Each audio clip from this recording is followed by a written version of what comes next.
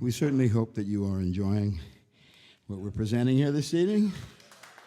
Thank you so much for being here. You know, it's small and intimate, but it's so nice to have somebody that, you know, you can actually sing to as opposed to... We've missed you, too. Yeah. We've missed you, too. And that's the truth. So. And once again, so, you know, Russ and Sandy, what they're doing here. And, you know, making all the precautions, everything's doing it just right. And so appreciated that they're having us out to play some music for y'all, okay? Yeah.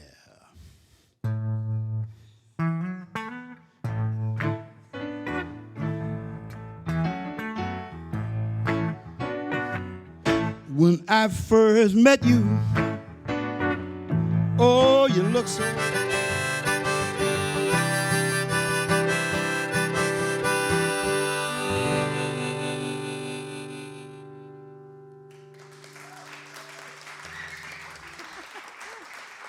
Thank you very much.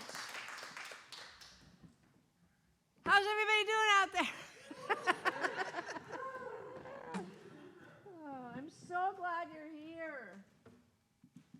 I've been doing the live streams at home, which is lovely, and I get to play my grandfather's Steinway Grand and shows, which I've never been able to do before.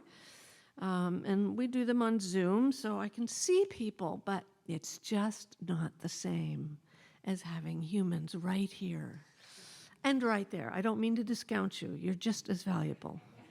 I'm going to do one more song, but really I'm just pretending that I'm only doing one more song.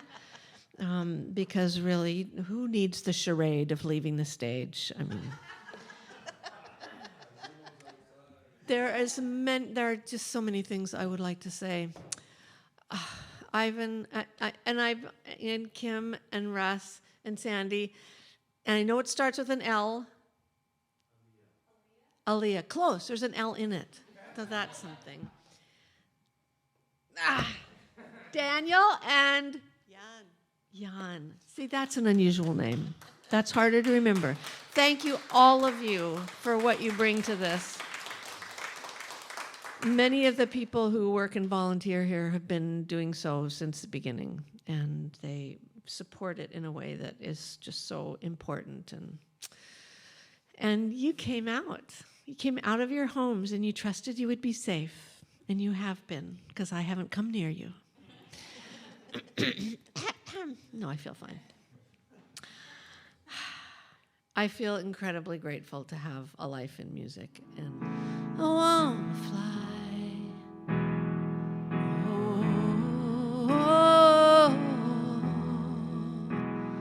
I wanna fly, oh, fly.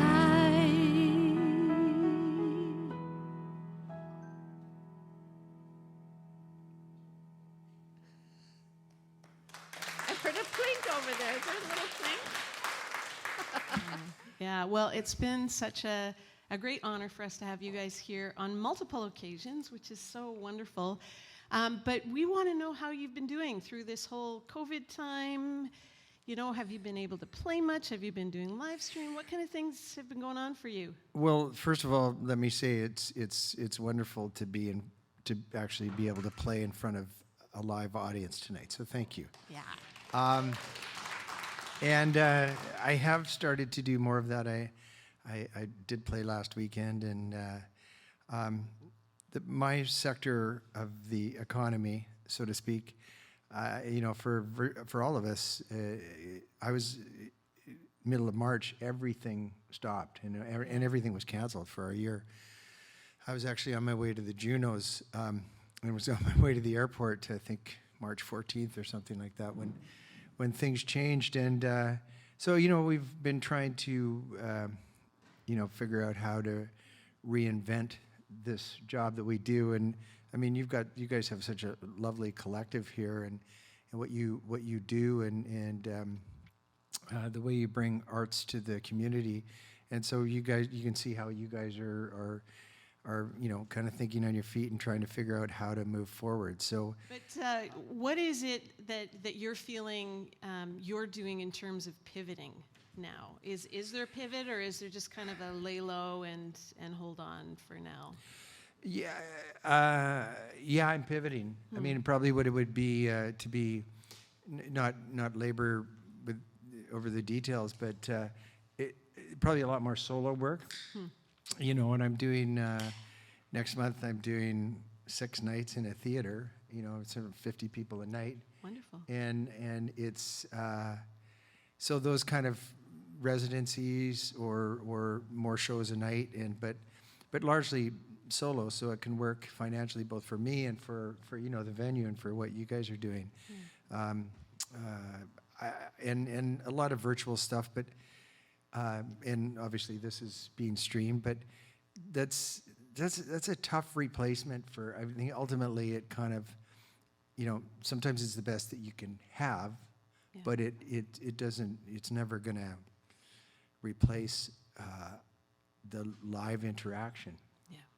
Yeah. Across this land, everybody's got real big plans. It's got something to live for, something so real.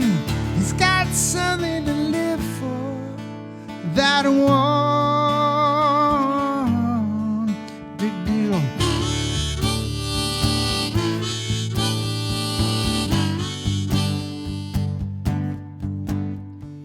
Bobby's got an uncle who talks